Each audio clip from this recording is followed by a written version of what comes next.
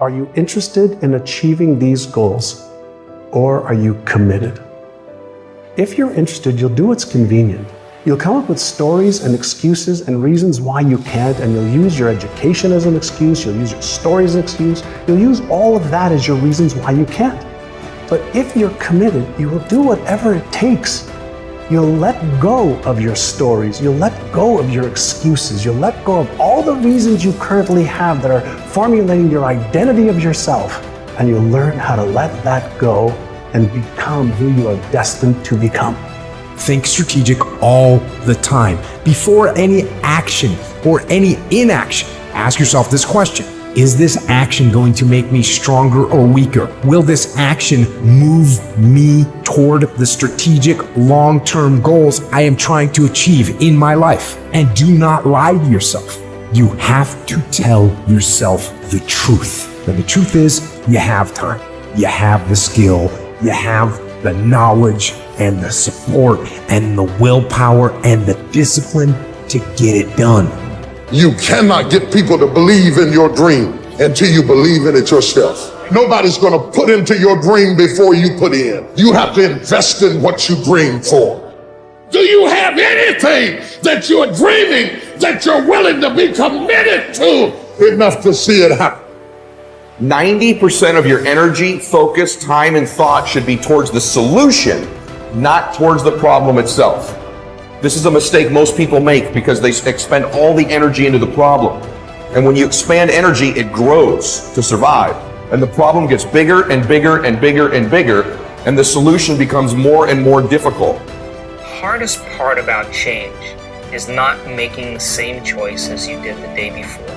And the moment you decide to no longer think the same way, make the same choice, act the same way, create the same experience, or live by the same emotion, it's going to feel uncomfortable. And the moment you feel uncomfortable, you just stepped into the river of change. Short-term thinking says the donut tastes good, eat it. Short-term thinking says one workout doesn't matter. I can see. Short-term thinking encourages you to make short-term emotional decisions that hurt you in the long run. Think strategic. Think long-term. Act strategic. Take action that improves your long-term position and moves you toward your long-term goals. You need to win battles in order to win the war. You need to get out of bed, you need to run, you need to work out, you need to read and study and practice, and you need to do things that you don't necessarily want to do. Get out of your damn bed, get off your phone, and you need to go out there into the world and get after it. People think of freedom as the ability to implement your whim. And freedom opens up that as a possibility. But sustainable freedom, that isn't what it's about at all. It's primarily about responsibility. It's about determining which load you're going to pick up and carry. That's the proper definition of appropriate freedom. We have pain, we have suffering, we react, and we react about get the out of here. It's those people who are able to control that feeling of flight and say, no, I'm good.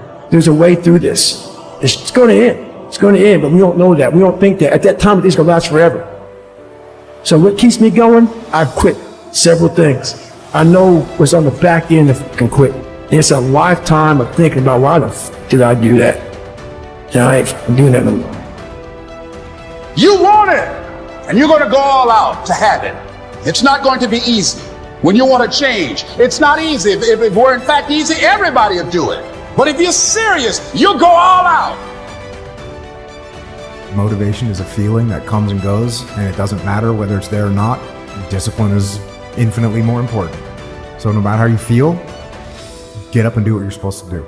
That's it. And that's discipline. It's not motivation. If you only did what you were supposed to do when you were motivated to do it, that's leaving it to chance. But if you're disciplined, you go do what you're supposed to do. That's the way it works. If you want to be the best, you watch the best. You look at the best. You watch them and you have their lifestyle. Don't be like this, have their lifestyle, and it'll take you anywhere you want to go. That's the only way you ever get where you want to go. You have to take a path that's dangerous, and most people want to take the safe path. The safe path leaves you stuck in quiet desperation. Almost every time, it's hell. It's more important to own your weaknesses. You got to really triple down on those, man. Because why? You want to become a full human being. We like to run away from weaknesses. Like for instance, if you're good at running, all you want to do is run. If you're great at reading, you have several books. But we don't do those things that we're not good at. So for me, I realized, man, like I keep on running away from these things I'm not good at. I have to dive into these things. I have to become one with these things. So I own them both. It was a beautiful awakening. It's like when you're living in your parents' home, they are the enemy. You know, everything you don't do right is because of them. And then when you're on your own and you had to say, you start making mistakes that you made when you were at home, it's like you can't put it on mama now. Mama not with you no more. You can't put it on daddy and say, my father was too hard. I had a curfew. You know what I'm saying? They wouldn't let me party past 12. Like I had all these excuses why I wasn't successful because of my parents.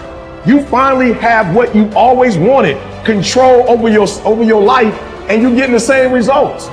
If you really want to change, you have to take personal responsibility. I think the company is where it is, and people follow me because they don't hear a bunch of excuses. They hear, yo, E, you coming at me hard, but it's the truth. Like, I know what I'm doing wrong, and I just need to make the adjustment. So I would say personal accountability and personal responsibility is what took me from being homeless and a high school dropout to the #1 motivational speaker in the world. There ain't nothing you can do about what's gonna happen to you. You can't stop life from happening. You can do something about it. Life is 10% what happened to you. It's 90% what you do about it. You got to stop tripping every time something happened to you like it's the end of the world. It ain't. Just change your mindset. If you change your attitude, you change your altitude. I saw working out as a way for me to build calluses on my mind. I had to callous over the victim's mentality. I always equated training to mental toughening. Like, it always looked brutal. People waking up early and doing all these things, and it looked horrible. I was like, wow, man, I gotta start doing that. Not to get better, bigger, and stronger, but that is what's gonna build me. That looks uncomfortable.